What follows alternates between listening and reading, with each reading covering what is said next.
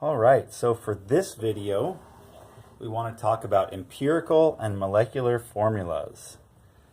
So the way to actually talk about this is actually start with molecular formulas, I think.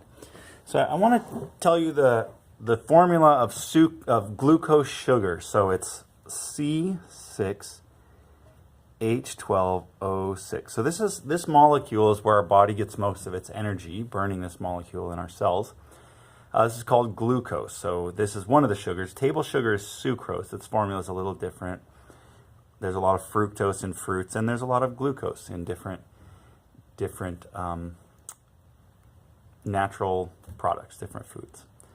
So this is the molecular formula of glucose. It doesn't show you how the atoms are arranged, but it does show you exactly how many of each atom is in glucose.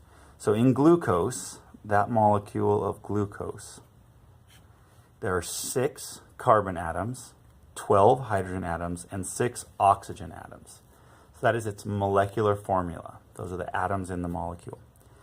So the empirical formula is the simplest ratio. So we would try to reduce this down to something simpler.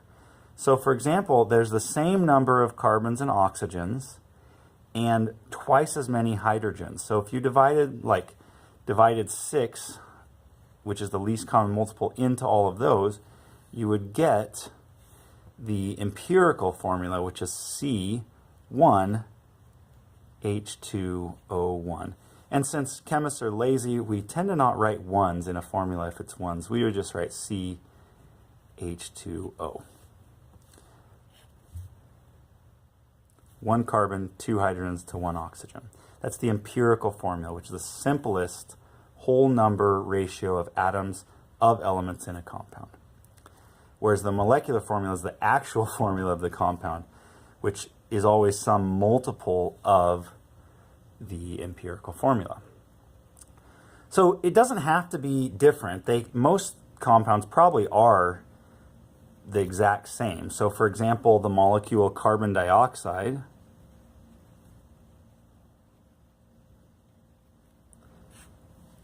carbon dioxide, there's 1 carbon and 2 oxygens there. What's its empirical formula? Well, it's already in the simplest ratio, so it's just CO2. And most things are actually that way. The empirical and molecular formula are often exactly the same thing. And for all ionic compounds are only written as the simplest formula. So if you have aluminum, Al2O3, its molecular formula is never any different. There's really only an empirical formula for any ionic compound. So that's it. That's empirical and molecular formulas. But we want to go one step further and do sort of a complicated problem from experimental data trying to calculate what the actual formula of a compound is. So I have a problem set up for us, and we'll get rid of this sheet. And the problem is, and the easiest way to do this is by seeing it done, or the easiest way to learn it is by seeing it done. How would you take experimental information and find an empirical and molecular formula? And I see a typo. Empirical. There should be a C right here. Empirical or molecular formulas. So here's the way the problem might look. It says find the molecular formula of this compound butane-dione, which has a molecular weight of 86.10 grams per mole, if its mass composition is 55.8% carbon, 7.04% hydrogen, and 37.2% oxygen. So the process is laid out here in a bit of a flow chart for you, and I'll walk you through it.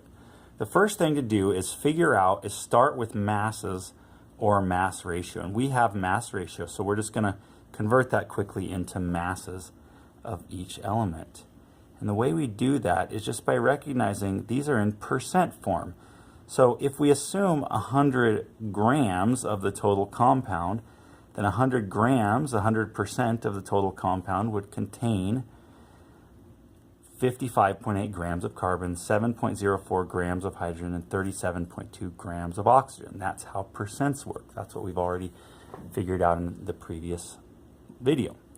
So we're just going to write that down over here on the left. 55.8 grams of carbon, 7.04 grams of hydrogen, and 37.2 grams of oxygen. And then we're going to try to work this process. So we're going to go ahead and convert from grams to moles for each of these. So we would look on our periodic table and find that the molar mass, the mass of 1 mole of carbon, is 12.011 grams of carbon per each 1 mole of carbon.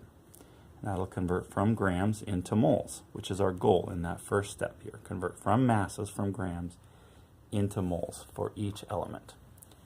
And I'll do the math in a second. I'm just going to go ahead and write that in for each of our elements. Hydrogen is 1.008 grams of hydrogen per each 1 mole of hydrogen. Oxygen is 15.999 grams of oxygen per each 1 mole of oxygen. And we'll go ahead and just plug those into our calculators. In each case, we've converted from grams to mole. So you can pause this video and plug it into your own calculator while I do mine if you'd like, or you can just wait for me to get the data.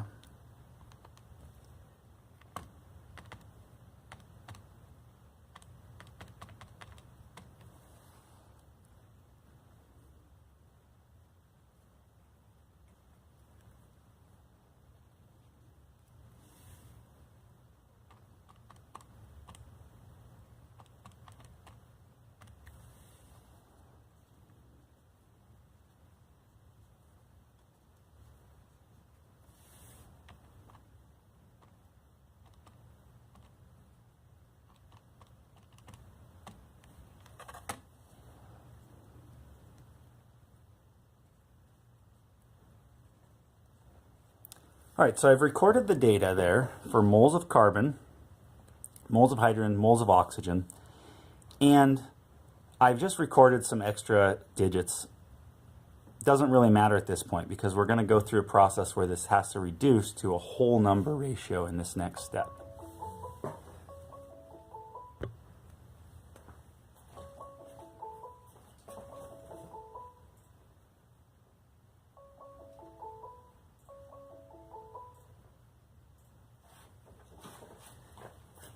Okay, sorry about that pause. So the process we go through is this, and people will do this next step a little bit differently, but I think it's really cool to do it this way. What I'm going to do is I'm going to use these numbers because these are now numbers of carbon, numbers of hydrogen, numbers of oxygen, and I'm going to use those in a chemical formula. So I'm going to go ahead and write them in as unrounded numbers, but I'm trying to work toward whole number ratio, and there's a really straightforward, simple way to do that. So I'm going to write the formula as carbon 4.6457, hydrogen 6.9841, oxygen 2.3251. Now the way to reduce these to a simple whole number ratio is just divide each number by the smallest. So between 4 and 6.9 and 2.3, 2.3 is the smallest, so I'm going to divide by 2.3251. 2.3251, 2.3251. Now we'll go across, we'll take the carbon number and divide that by 2.3251, and we get carbon 1.998. Hydrogen 6.9841 divided by 2.3251 is 3.004. And then oxygen, that's just divided by itself, so that would be 1. So here's the rule. We're hoping it reduces to very close to whole numbers, and you can see that this one did. So our empirical formula, our simplest whole number ratio, is C2H3O4. H3O1. And we call that the empirical formula.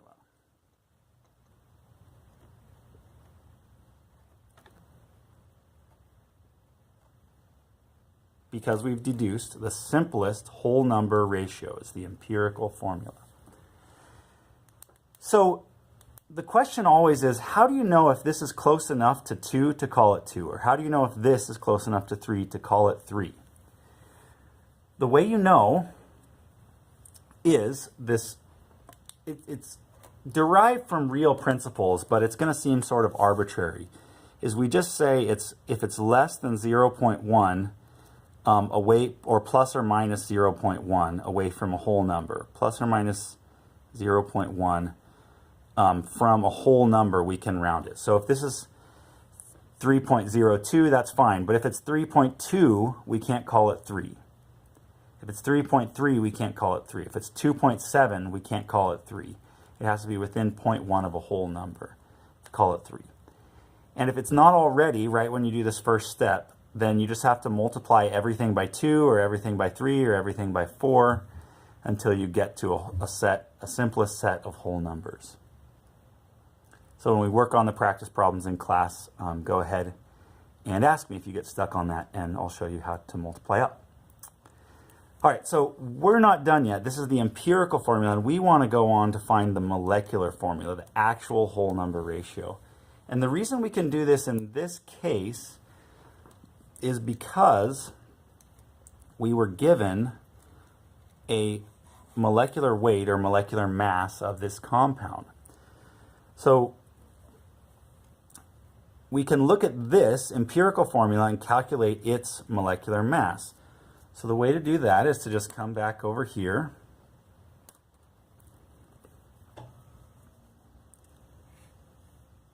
and add up what 2 carbons, 3 hydrogens, and 1 oxygen would weigh. So carbon is 12.011 grams per mole. And we're going to have to multiply that by 2 moles. Hydrogen is 1.008 grams per mole. And we're going to have to multiply that by 3 moles. And oxygen is 15.999 grams per mole. And we're going to just multiply that by 1 mole. So all of that together will equal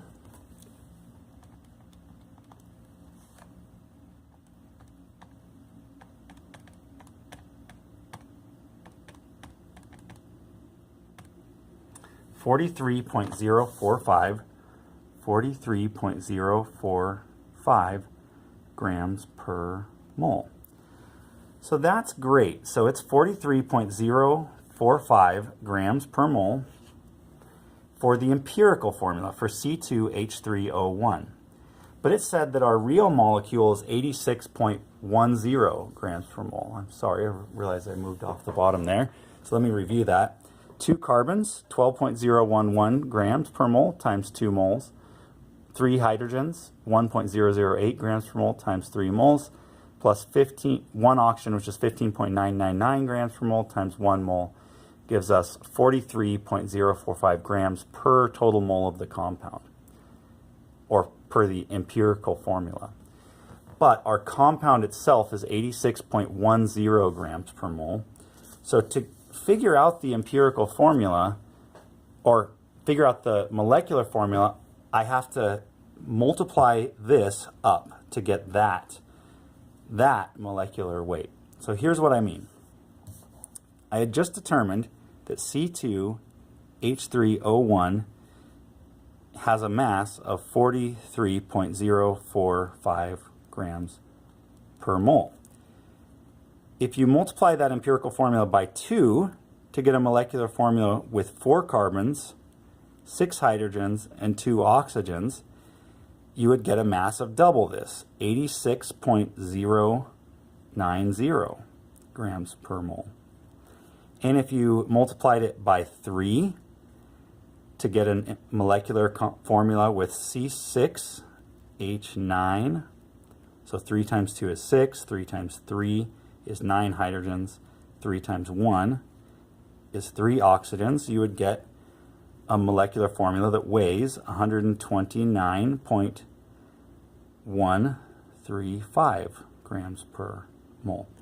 So the question is, which one of these molecular formulas would match that, the given molecular weight?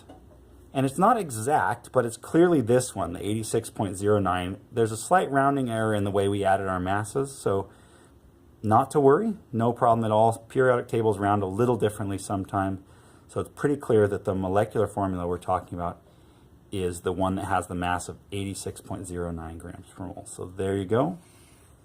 That is the molecular formula. C4H6O2 is the molecular formula that has these percentages of elements and that molecular weight. So that's the formula of that compound butane dione. Thanks.